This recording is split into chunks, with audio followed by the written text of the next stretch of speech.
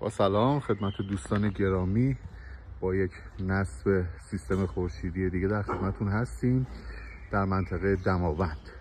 این سیستم سه‌فاز هستش. این ویلا برق سه‌فاز داره و تک‌فاز و بابت برق اضطراری که در هفته 3 روز برقشون قطع میشه این سیستم رو برشون طراحی کرد. خب در پلان بعدی نصب پنل ها و اینورترها رو خدمتتون تعداد 20 عدد پنل 625 وات هم نصب شده. در این پشت بون از سازه ریلی استفاده کردیم و گالوانیزه.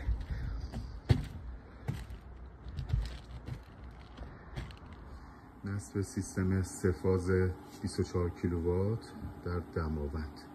تو این سیستم ما 24 تا پنل بستیم، 3 عدد دستگاه 8 کیلووات و 3 عدد باتری 5 کیلووات رستار سولار. دستگاهمون ولترونیک هستش و سه‌فاز شدن